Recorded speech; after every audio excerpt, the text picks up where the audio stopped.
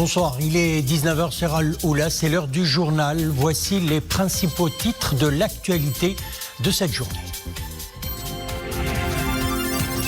Un nouvel éclairage ce soir sur le discours du trône adressé à la nation samedi dernier par Sa Majesté le roi Mohammed VI. Le discours du souverain à l'occasion du 22e anniversaire de la fête du trône constitue une leçon d'histoire sur la notion de fraternité entre les peuples marocains et algériens. Pour nous en parler ce soir, Farid El-Becha, doyen de la faculté des sciences juridiques, économiques et sociales, Université Mohammed V de Rabat. L'année 2021, celle de toutes les échéances électorales, les communales, les régionales, les législatives, un triple scrutin où l'implication de la jeunesse dans la chose politique est d'une importance capitale. Et puis, après avoir retrouvé un petit peu de son dynamisme d'avant Covid-19, le Maroc replonge dans le rythme des nouvelles mesures restrictives lancées par le gouvernement pour contrer l'inquiétante propagation du virus. Hier et quelque peu avant l'entrée en vigueur du reconfinement nocturne désormais fixé à 21h, nos caméras se sont baladées dans Marrakech. Nous suivrons le reportage tout à l'heure. À l'occasion du 22e anniversaire de l'accession du souverain au trône de ses glorieux ancêtres, Sa Majesté le roi continue à recevoir des messages de vœux et de félicitations de chefs d'État de nombreux pays. Citons notamment ce message de félicitations du président de la République française, Emmanuel Macron. Message dans lequel le président français souligne, et je cite, « Alors que le monde traverse une conjoncture difficile marquée par la crise, le Maroc a démontré sa résilience en gérant avec efficacité, sous la conduite de Votre Majesté, la campagne de vaccination contre la Covid-19, puis en annonçant un plan de relance et la mise en œuvre de réformes importantes. Le président français se dit également attaché au développement du partenariat d'exception entre les deux pays, formulant le souhait d'œuvrer en confiance à l'approfondir et à l'élargir à de nouveaux domaines. Plus qu'une main tendue aux voisins de l'Est, le discours de Sa Majesté le roi Mohammed VI à l'occasion du 22e anniversaire de la fête du trône constitue une leçon d'histoire sur la notion de fraternité entre les peuples marocains et algériens. Dans le discours de la fête du trône, Sa Majesté le roi Mohammed VI a appelé à faire prévaloir la sagesse et les intérêts supérieurs du royaume du Maroc et de l'Algérie en vue de dépasser une situation déplorable qui gâche les potentialités des deux pays. Oumé Marmli. Le Maroc et l'Algérie, deux pays voisins liés par des liens de culture, d'histoire et de patrimoine et par un destin commun, mais qui vivent depuis 1994 une tragique fermeture des frontières terrestres. Un État imposé et très coûteux humainement et économiquement pour chacun des deux pays. Coût du non-Maghreb des pays de l'UMA, 2% par an de leur PIB. Entre deux pays voisins et deux peuples frères, l'état normal des choses, c'est notre conviction intime et que les frontières soient et demeurent ouvertes. Encore une fois, le souverain fait renaître l'espérance de la réconciliation entre Rabat et Alger. Une ouverture des frontières qui mettra fin à l'usure de plus de 2 décennies. Cette situation entrave le bon développement de nombreux aspects de coopération entre nos deux pays et nos deux peuples. L'initiative de Sa Majesté le roi Mohammed VI, qui a appelé dans le discours du trône à l'ouverture des frontières entre le Maroc et l'Algérie, vise à réinstaurer la confiance avec le voisin de l'Est. Une leçon d'histoire sur la notion de fraternité entre les deux peuples et une invitation à la coopération bilatérale. De quoi tracer une grande perspective d'avenir. À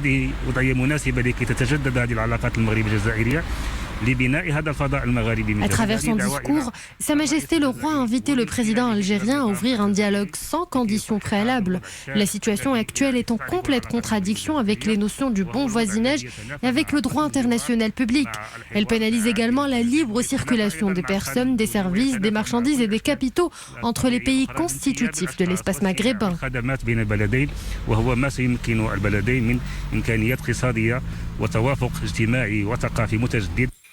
وقد عبرت على ذلك صراحة منذ 2008 Je n'ai eu de cesse depuis 2008 de clamer haut et fort cette idée et de la réaffirmer à maintes reprises et en diverses occasions. À cet égard, force est de constater que ni son Excellence, l'actuel président algérien, ni l'ex-président, ni moi-même ne sommes à l'origine de cette décision de fermeture. Néanmoins, devant Dieu, l'histoire et nos concitoyens, nous sommes responsables politiquement et moralement de la persistance du statu quo. Un appel du cœur et de la raison. Le Maroc tient à œuvrer pour l'intérêt commun des peuples frères, un intérêt loin des fatalités et du fatalisme.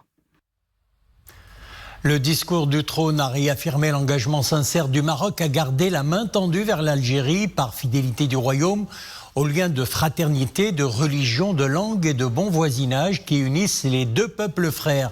Alors pour un éclairage sur la portée de cette main tendue pour la région, le continent et le monde arabe, nous avons avec nous en direct M. Farid El-Bachar.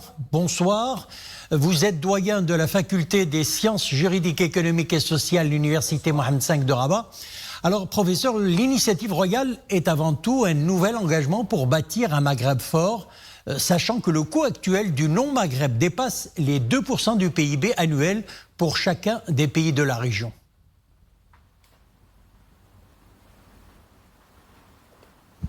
Oui, effectivement, les dimensions économiques sont extrêmement importantes en raison des complémentarités qui existent entre les deux pays sur le plan économique.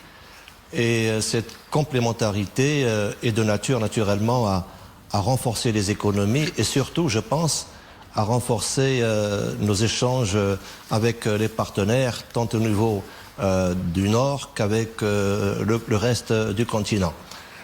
Dimension économique donc importante, mais il y a également une dimension, la répercussion de l'économie. Finalement, c'est la dignité humaine, la dignité des populations du Maroc, de l'Algérie. Il y a un gain sur le plan social et culturel.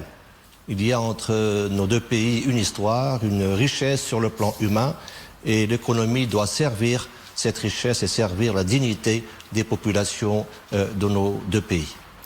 Alors, professeur, l'initiative royale, c'est aussi la traduction d'une volonté sincère de mettre fin à l'usure causée par les héritages du passé. C'est là une porte ouverte sur l'avenir, non seulement pour tous les peuples de la région arabe, mais aussi pour l'espace méditerranéen. Alors, c'est bien cela. Alors, quels sont les bénéfices attendus au plan géopolitique ?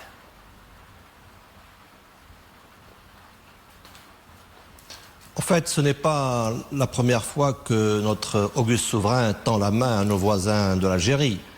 Mais la main tendue, aujourd'hui, revêt une signification particulière dans le contexte que nous vivons tous, un contexte et un environnement qui inquiète et qui s'inquiète et qui exige, plus que par le passé, de la coopération, de la fraternité, de la solidarité. Et le message du souverain a été clair, c'est un message sincère qui, comme vous l'avez souligné dans le reportage, il est fondé sur la raison, sur le cœur et également sur le droit. Et le souverain a évoqué la question de la liberté de circulation des biens et des personnes, qui est une liberté fondamentale à laquelle nous souscrivons en tant que royaume, une norme internationale qui est de nature à dynamiser les relations sur le plan économique et sur le plan humain. Nous osons espérer que ce message royal, cette main tendue, soit saisi dans son sens, dans sa profondeur et dans sa portée.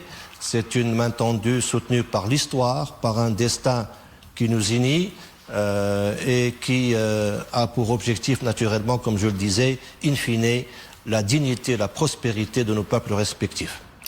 Monsieur Farid El-Bachar, merci pour cet éclairage. Je rappelle que vous êtes doyen de la faculté des sciences juridiques, économiques et sociales de l'université Mohammed V de Rabat. Merci. Le noble geste royal en direction de l'Algérie, fortement salué par le président de la délégation pour les pays du Maghreb au Parlement européen. Andrea Cozzolino a souligné qu'il s'agit d'un geste d'ouverture très important et qu'il sera le premier pas vers une détente dans les relations entre les deux grands peuples et qu'il conduira à l'avenir à la réalisation d'une véritable union du Maghreb arabe. La main tendue par le Maroc à l'Algérie à l'initiative de Sa Majesté le roi Mohamed VI donne un nouvel espoir qui rayonne au-delà du Maghreb pour s'étendre au continent africain. L'exemple en Afrique de l'Ouest, à Dakar, avec Mohamed El-Chkar.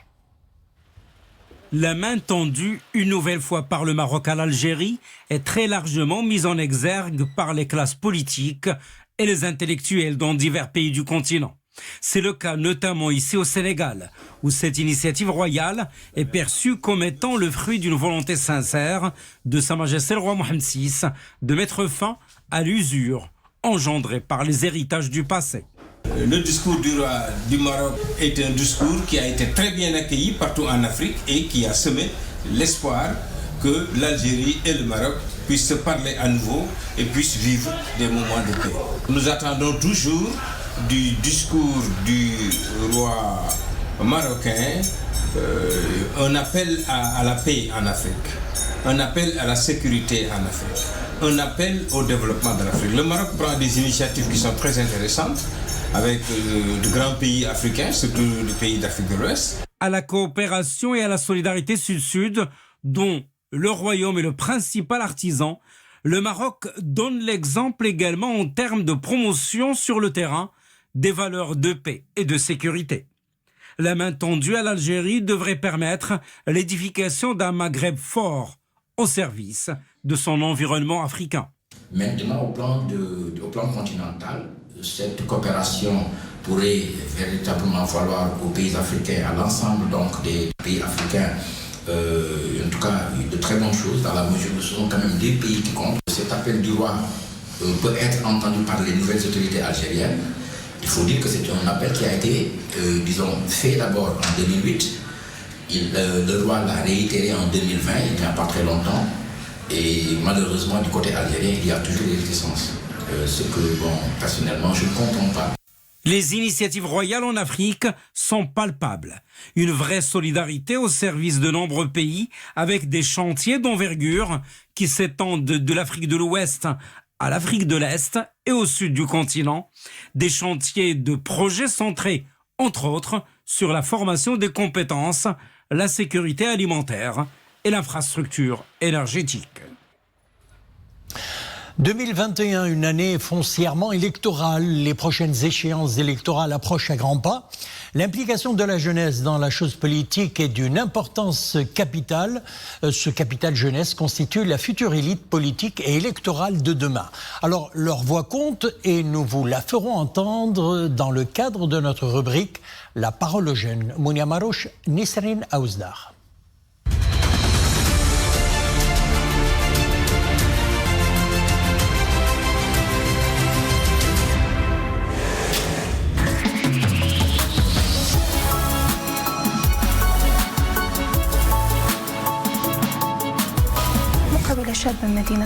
Je suis une jeune entrepreneur de Tétouan.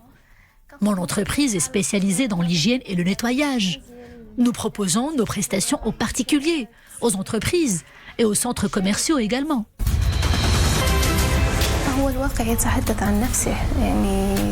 La crise sanitaire a chamboulé le monde entier. Elle a impacté tous les secteurs vitaux de l'économie. Notre activité en a été également fortement touchée. Dans une petite ville comme Tétouan, notre entreprise, qui n'est qu'à ses débuts déjà, peine à trouver des marchés. Et puis le Covid n'arrange pas les choses.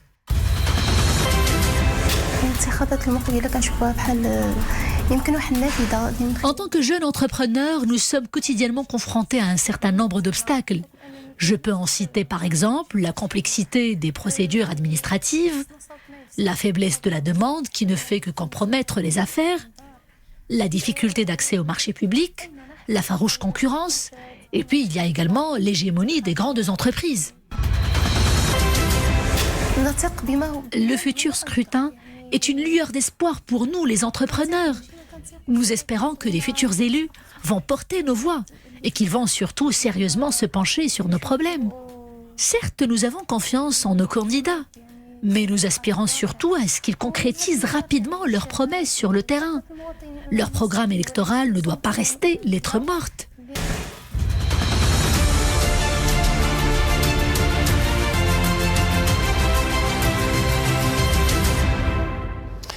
Et comme tous les jours et durant cette phase de la campagne pré-campagne électorale, nous vous proposons un nouvel éclairage sur les enjeux de ces scrutins à travers quelques-uns des aspects des programmes électoraux des partis politiques. Nous rappelons qu'aucun classement des partis n'est établi, la programmation du passage des partis politiques est arbitraire. Nous vous proposons chaque soir les réponses d'un parti politique à 4 questions, toujours les mêmes. Ce soir, c'est avec le secrétaire général du Front des Forces démocratiques.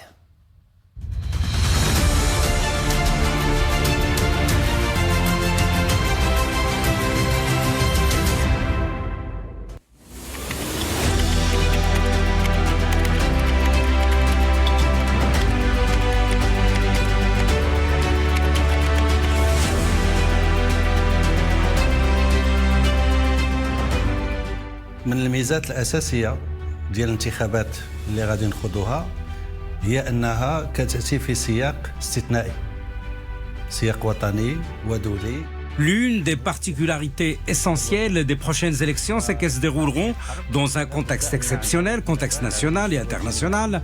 Nous sommes en guerre contre la pandémie et cette guerre a nécessairement des impacts au plan social et économique. C'est pour cela que les principaux défis auxquels nous faisons face peuvent être exploités en opportunités réelles, à savoir comment relancer l'économie nationale face aux répercussions de la pandémie au plan social. Les catégories vulnérables doivent être associées, il y a le programme national à l'initiative de Sa Majesté le Roi de généralisation de la couverture sociale avec 4 dimensions, l'assurance maladie obligatoire, l'allocation familiale, l'élargissement des bénéficiaires des pensions de retraite et les indemnités pour perte d'emploi. Pour nous, au sein du Front des Forces démocratiques, ce parti qui défend les causes des catégories lésées dans leurs droits, nous avons de grands défis à relever liés aux multiples impacts de la pandémie et qui peuvent constituer de véritables opportunités de développement. Le Front des Forces démocratiques se base sur l'ouverture intellectuelle et organisationnelle, résultat d'une réflexion sur une phase politique durant laquelle le Maroc a su comment élargir la réconciliation avec la société dans ses dimensions politiques et sociales. Les jeunes et les femmes font partie des catégories sociales lésées dans leurs droits en raison de politiques de l'État durant une période définie. C'est pour cela le quota et les initiatives royales ont amené les jeunes à s'impliquer davantage dans la vie politique et ceci est conforme au statut et à l'acte de militantisme du Front des Forces démocratiques. Les jeunes constituent l'ossature de notre travail au quotidien. Et nous pouvons affirmer que le Front des Forces démocratiques constitue aujourd'hui le parti de l'approche genre et le premier parti de la jeunesse au Maroc. Le Front des Forces démocratiques est dans le cadre des préparatifs aux élections a produit un guide de référence pour le choix de ses candidats en toute transparence et démocratie de façon à garantir l'égalité des chances pour les militantes et les militants du parti. جبهة القوى الديمقراطية في إطار التحضير لهذه الانتخابات أعد واحد الدليل مرجعي لاختيار المرشحين ديالو أولا بشفافية وديمقراطية يضمن تكافؤ الفرص ما بين المناضلات والمناضلين.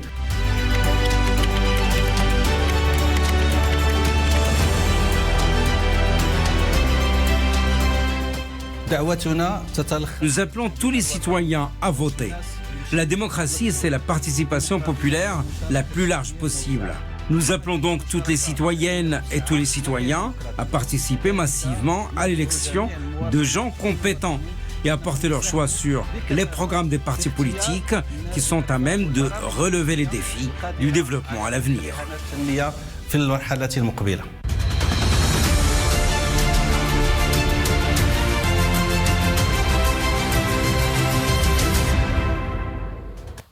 Covid-19 à présent, la situation épidémiologique se dégrade très dangereusement ces derniers jours.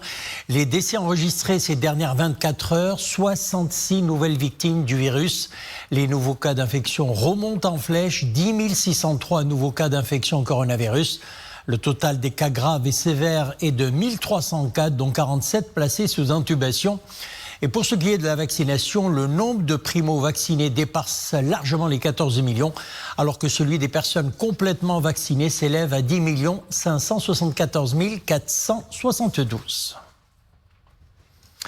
Alors que Marrakech venait à peine de retrouver un petit peu de son dynamisme d'avant Covid-19, revoici la ville, Ocre, comme partout à travers le Maroc, replongeant dans le rythme des nouvelles mesures restrictives lancées par le gouvernement pour contrer l'inquiétante propagation du virus.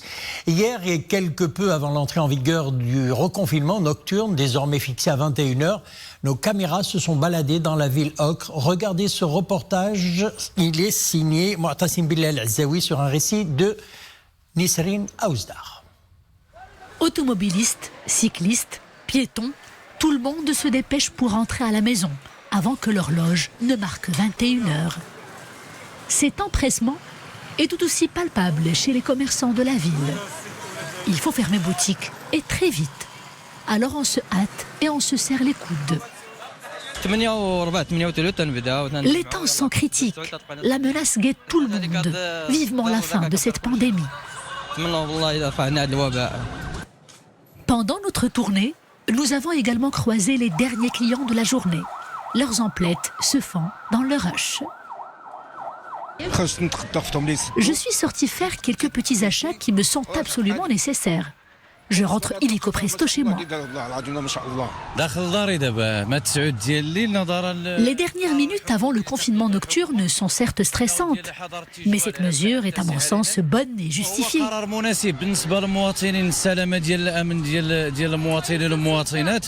La décision importune en revanche les adeptes des rafraîchissantes marches du soir, dans une ville comme Marrakech où la chaleur est étouffante. Je suis diabétique. Je dois impérativement faire 1 heure de marche chaque jour. J'avais l'habitude d'exercer cette activité salutaire le soir, car en journée, comme vous le savez, il fait très chaud. Et là, c'est un peu difficile pour moi. Comme partout au Maroc, Marrakech revit au rythme du confinement nocturne. Une mesure restrictive annoncée suite à l'augmentation galopante des nouveaux cas de contamination. Voilà un reportage signé Hassan Mskour, Soumia Belayachi sur le commentaire de Nisrine Aouzdar. C'est la fin de notre édition. L'info revient à 21h. Excellente soirée, à demain 19h.